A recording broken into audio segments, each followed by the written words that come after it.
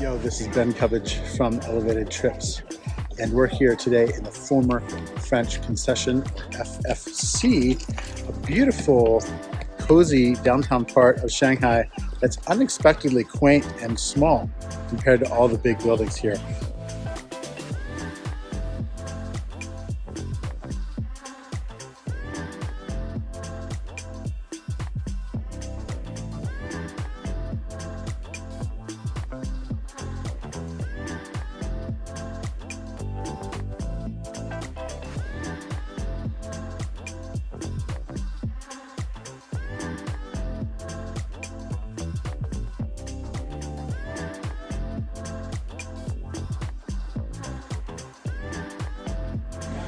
Everything is just so charming and cute.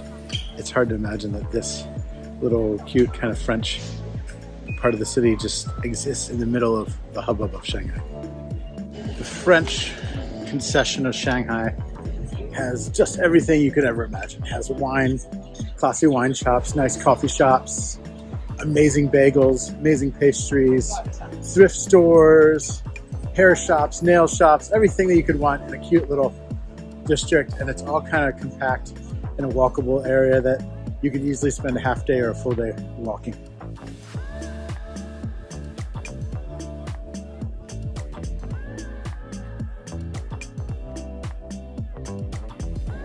Okay, what exactly is the French Concession? So this was an area where French traders lived and did trade in the port of Shanghai from 1849 to 1943. Almost 100 years this area lived and existed, and in that time at its height there's probably about 30,000 to 40,000 French traders that lived here. There's other concessions, there's a British concession, there's an American concession, but this was the largest and probably the most notable for its architecture. During that time you had French traders and they needed to bring silks and other products into Europe, and so they lived here and they had homes, sometimes temporary homes, sometimes permanent homes, and they lived in some of the nicest buildings here, and they created architecture that consequently looked and felt French, reflecting their home country. So it's hard to find any information on this as the French Concession if you look it up on the internet, because China has relabeled it into several districts, which would be Shanghai district or Jing'an district or whatever district it falls into. The French Concession is a beautiful area of these old buildings that you wouldn't expect to see in Shanghai.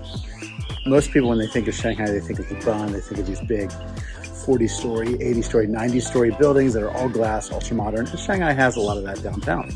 But if you just walk a few kilometers from the bund downtown Shanghai, you get these 3-4-story buildings that are old French colonial architecture.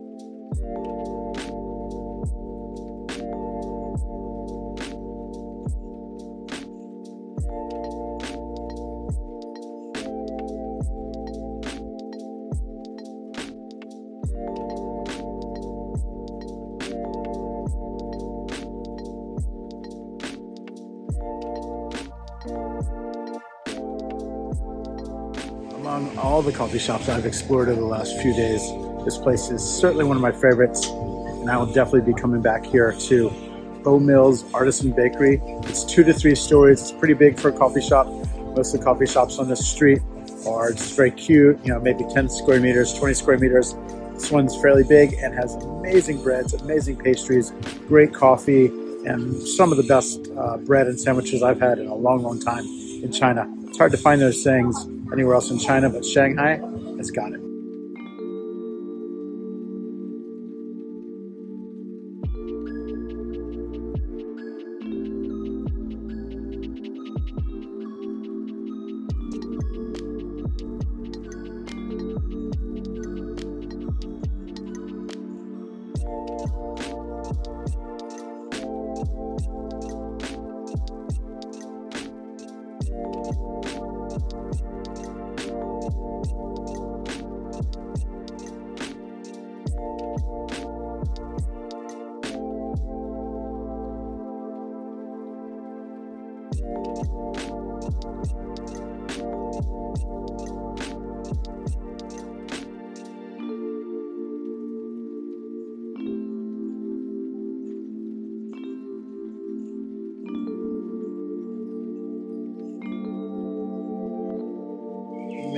just so peaceful in here. The birds are singing. It just feels like life from 100 years ago. I mean, of course, you have scooters and cell phones and telephone wires and things, but overall, it's just a beautiful, harmonious environment. And for that reason, a lot of expats or foreigners choose to live in this area of the French Concession because it is really peaceful. Oh, it smells amazing in here. Look at these homemade wines and cheeses. This is like European foreigner heaven. It's no wonder that a lot of foreigners do choose to live in the French Quarter because it has access to a lot of these European touches that are hard to find in the rest of China.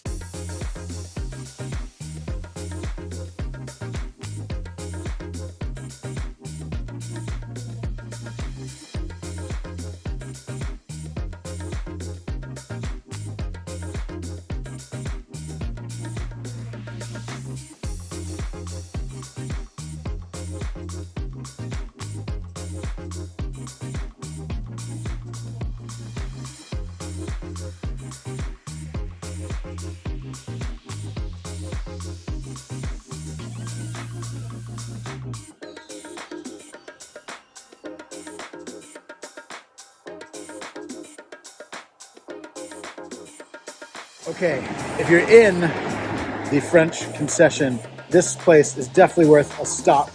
Look how big this place is. It is huge. I can't fit it in my whole camera. This is the single most expensive piece of real estate in all of Shanghai. And you can see this place is giant as it once used to be one residence. This is called the Blackstone Mansion, or the Blackstone House for the color of the stones. It's a little bit more gray, but has a little hue of black. And this place costs over $50 billion. Can you believe that? $50 billion.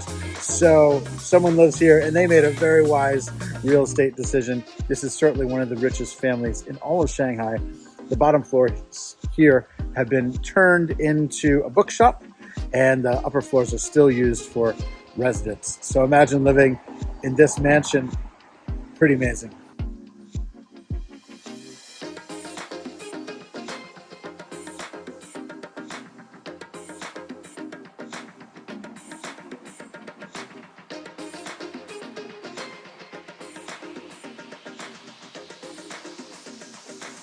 Okay, behind me you have Fuxing Middle Road, F-U-X-I-N-G Middle Road, and this is a really great place to start your journey or even continue your journey of the former French Concession.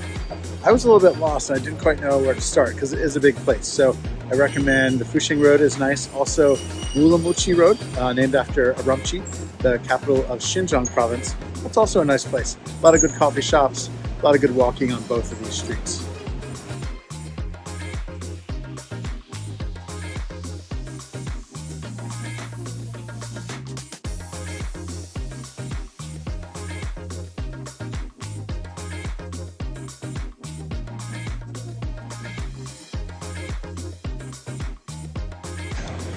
Such a diversity of food. This is kind of the culinary epicenter of Shanghai. In the last 5 minutes, I just walked by a French bakery, a Korean hot pot restaurant, a Chinese Sichuan dishes restaurant, a falafel restaurant run by a Lebanese, a gelato restaurant, Middle Eastern flavors. I mean, this place, if you're looking for food, it's got everything you could possibly imagine, from local markets like this one, where they're selling local vegetables, to some of the most interesting and international food in all of China.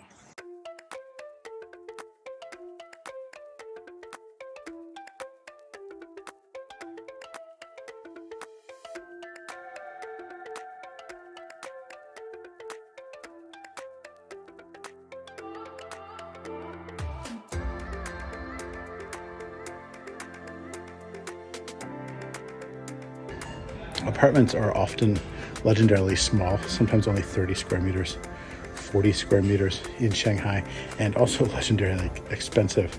And because of that, there's just not a lot of places to hang your clothes in your house. You can see behind me, outside of these windows are sticking these bars. They actually have these clothes hangers that kind of drop down on the outside of their house that hang all their clothes. It's kind of a outside the house clothesline, and of course it gets in the sun and gets a little bit warm and dries out there. So the houses are so tight, there's actually no room for even a clothes hanger inside.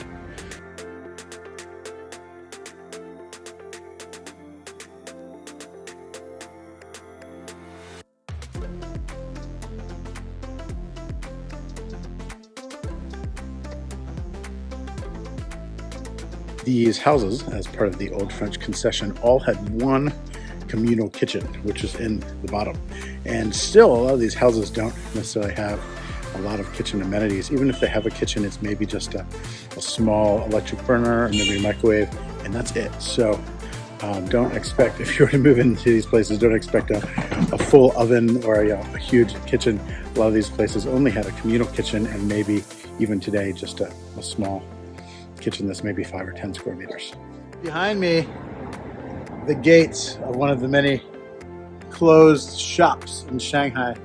This is a tragedy to see. Some of these shops that have been open 10 or 20 years, you know, they're icons of Shanghai, especially the former French Concession. These places have been closed due to coronavirus. In spring 2022, Shanghai, city of 20 million people, was entirely closed for 90 days. Some people spent over 90 days locked inside their houses. This is the economic hub of China, responsible for over 4% of the entire nation's gross domestic product. That's a lot of output for one single city in China. In fact, the closure of Shanghai due to COVID, where the whole city closed down for 90 days, people were stuck in their homes in spring 2022, resulted in an economic shift, an impact of the world that was greater than the entire Ukrainian-Russia war this year by 5 times, by a 5-fold time. So the impact of closing down Shanghai this year could not be overestimated, and a lot of businesses are still feeling it. Some places have closed their doors. They just couldn't survive. People spent their entire life inheritance, the money they'd saved up their entire lives, to try to pay rent in these places, and they just didn't have any business for 90 days. People couldn't come out of their houses for 90 days, so hard to sustain a business in that environment. Shanghai is recovering, and the French Quarter is open for walking, and Shanghai is open and coming back to life these days, but it's not 100% back to life as it was in pre-COVID times.